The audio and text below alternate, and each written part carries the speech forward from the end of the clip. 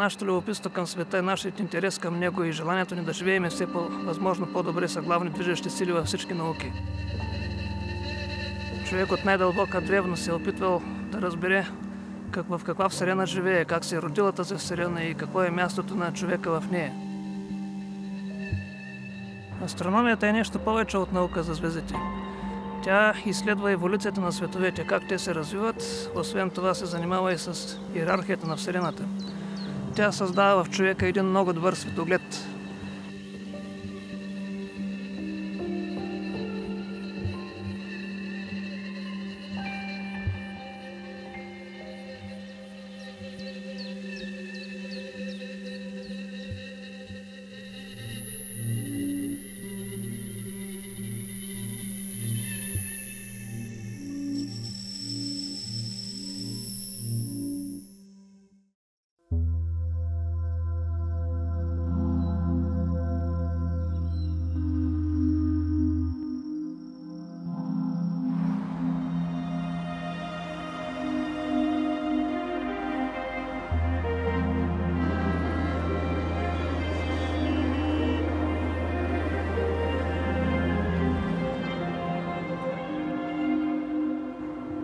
В нашето прагматично общество идеята човек да посвети живота си на звездите изглежда малко налудничева.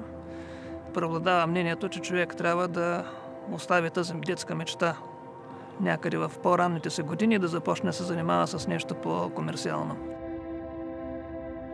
Запалих се по астрономията в ученическите си години, когато с мои съученици често излизахме извън населени места и съзерцавахме небето дълго време. След това се наложи, разбира се, да построя първите си телескопи, като това правих от подръчни материали, използвайки лещи за очила, като си мисля, че тези зрителни тръби няма да ми покажат много от небето, но всъщност с тяхна помощ за първи път в живота си видях на живо пръстена на Сатурн и спътниците на Юпитер.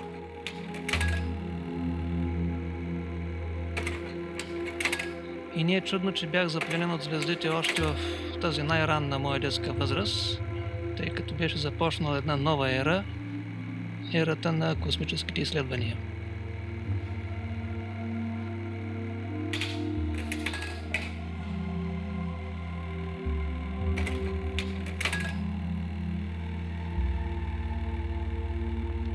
През 1957 година Съветския съюз изстрелва първи изкуствен спътник в орбита около Земята. Това събитие взривява общественото мнение в целия свят и темата за астрономия става много популярна.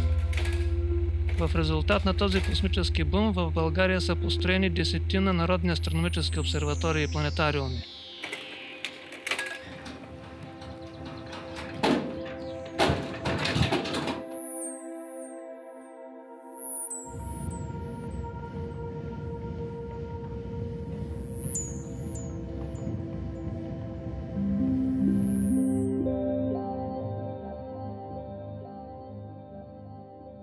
За да може България да се включи в съвременните космически изследвания, възниква идеята да се построи модерна национална астрономическа обсерватория.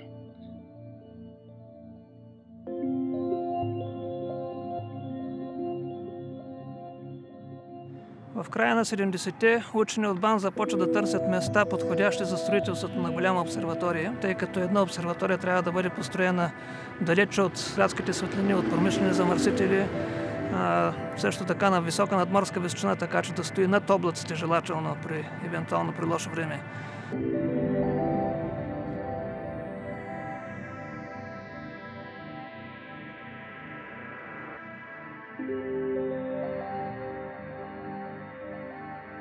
След дълги проучвания е взето решение обсерваторията да бъде построена на връх Рожен в Родопите, на около 30 км от град Смолян.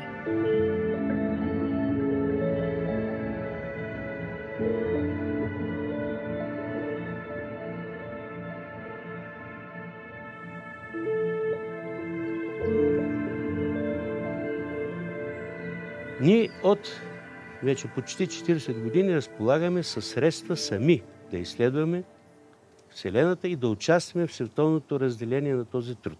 Телескопът ни двуметрове е сред 5-те най-големи телескопа на континентална Европа.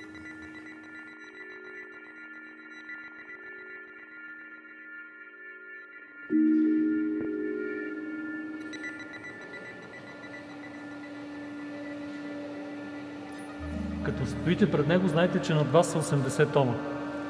И се движат толкова прецизно, все едно един локомотив да спре на гарата с точно 1 мм.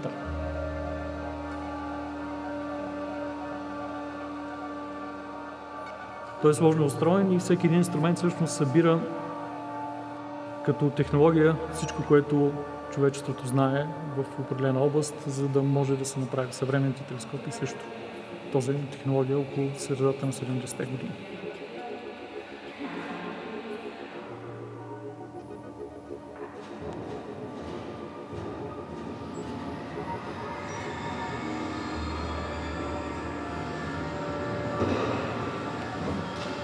Всеки един звук всъщност ви говори дали функционира правилно телескопа, какви контролери се включват и изключват, как се движи. И нощно време, когато е тъмно, това е най-добрата информация ви носи точно това, слуха.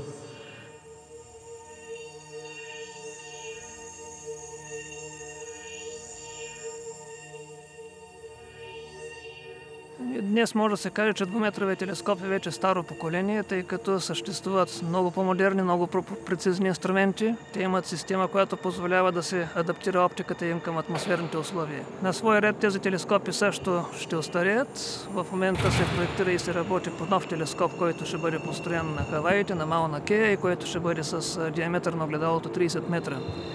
Това са най-мощните очи на Земята, които са вперени в дълбоката Вселена и те ще позволят да видим назад във времето, може би до момента на самия голям взрив. Тоест да видим началните моменти, когато Вселената още се е зараждала.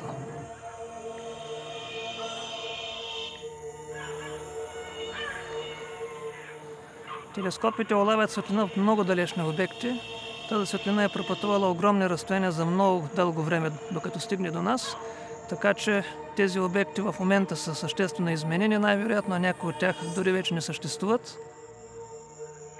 Тъй като всеки химически елемент има специфичен уникален спектър, който е уникален само за него, т.е. не се повтаря, подобно на баркодовете по стоките в магазин, например, може да бъде опознат по линиите, т.е. по цветовете, в които излъчва всеки един химически елемент.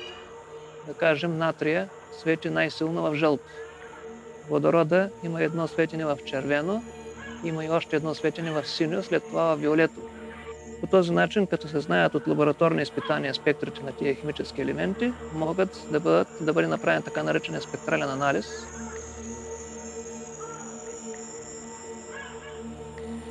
По спектъра не може да научим абсолютно всичко за звездата. Нейният размер, гравитацията, която е върху нея, химическия състав, движенията в атмосферата, движенията на самата звезда и практически ние имаме пълна картина на дадената звезда, която изследваме.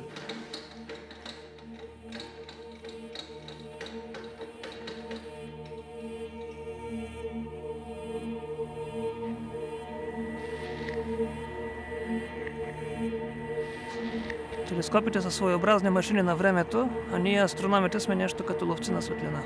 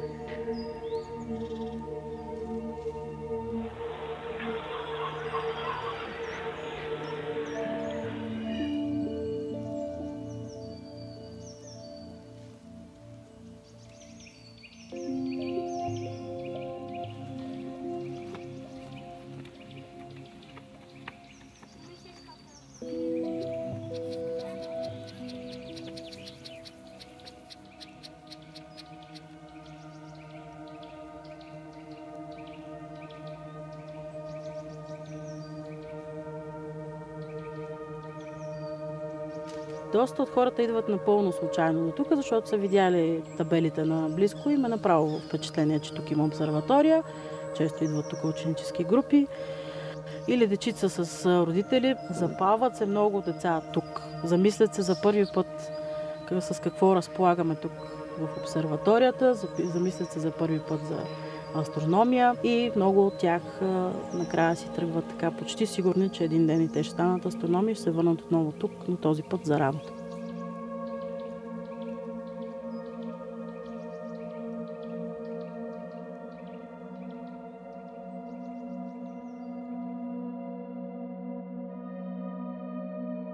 Много интересно нощно време, когато дойдат посетители и започнеш да им разказваш за звездите. Виждаш как хора, които някакси имат празни погледи или вече нямат интерес към живота, как искрата живееца в тях започва да се запалва, да се разгаря.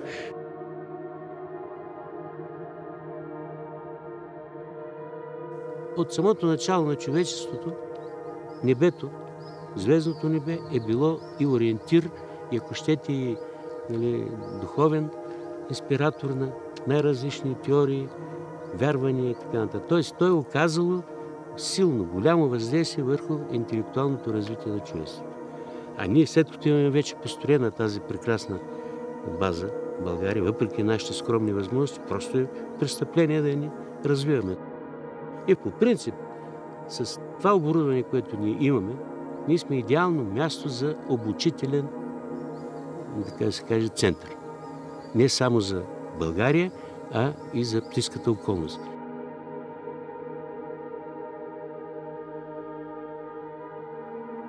Нао е едно магнетично място, където идват както професионални астрономи да се вършат работата, така и средище и събирателен пункт за много любители, също ученици и студенти, които участват в различни школи.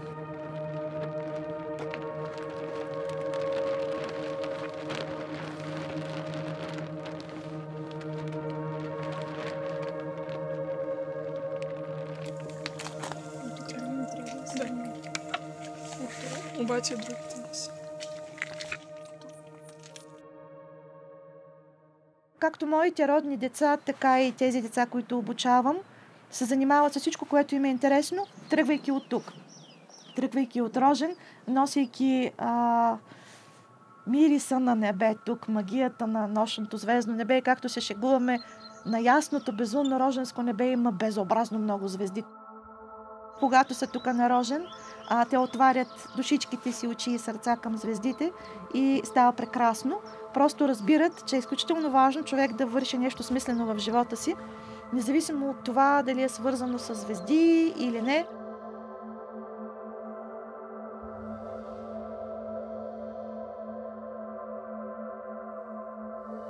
По света има много силно движение на астрономите-любители.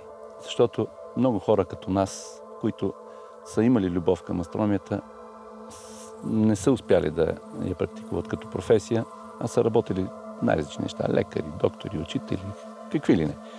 Но всеки от тях е запазил любовта си към астрономията и астрономите любители са хиляди, десетки хиляди бих казал, разпределени по цялата наша планета. Това е доста дълго, да ти кажа. Събира ни любовта към астрономията и удоволствието от това да събираш светлината на обекти, пътуваща до нас хиляди, понякога и милиони години. И общо взето това, което правим за собствено удоволствие и наслаждение. Значи, хваля за мога. Така. Тук са създадени условия да се прави астрономия. Тук витае духа на астрономията. Когато сте на място тук под звездите и всички телескопи през нощта работят, се чува едно жужене. Знаете, че вие не виждате никого. Не виждате хора, но знаете, че във всеки един купол, във всяка една зала за управление на телескопите има хора, наблюдател с оператор, които си вършат работата цяла нощ. И има някаква особена романтика, има някакъв особен дух на това място.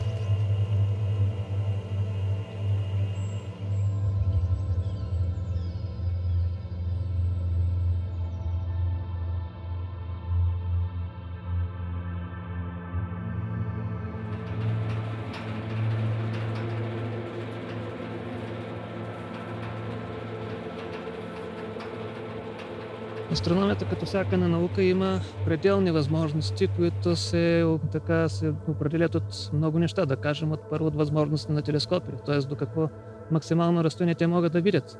Да кажем, една от големите интересни задачи на астрономията беше да открие Вселената има ли край, т.е. колко е голяма Вселената и ако тя има някакъв предел, какво може би има зад този предел. И с строителството на всеки следващ голям телескоп, като да кажем съвременните 8 метра и 10 метра и този проблем, тази задача малко или много стои на дневен ред.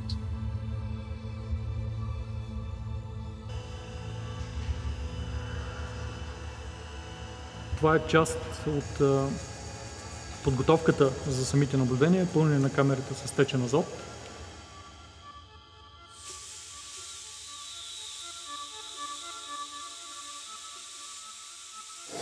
Това винаги се прави, когато преди започнат самите наблюдения за 2 часа. За това да може камерата да достигне работна температура от минус 110 градуса.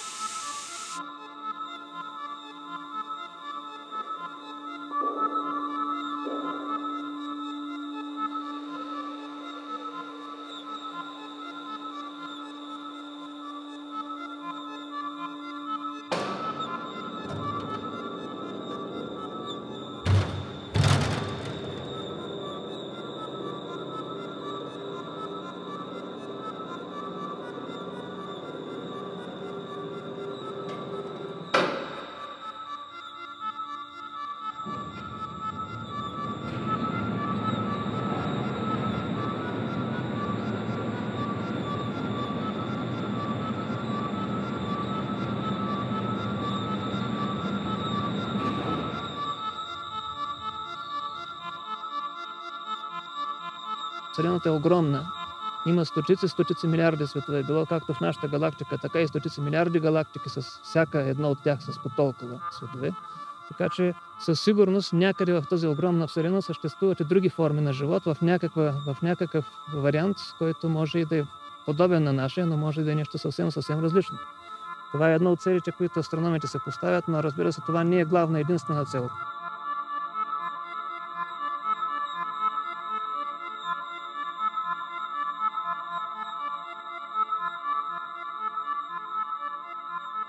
Всеки един свят, за който ние научаваме нещо, е уникален сам по себе си. Рано или късно тези ресурси, които можем да черпим, ще превършат съответно. Изхода е да се преселим към други светове. Първа инстанция Луната, втора инстанция или втора дестинация по-скоро Марс. Трета дестинация може би е спътника Европа, на който се предполага, че има достатъчно вода в течно състояние или в условия, позволяващи живот.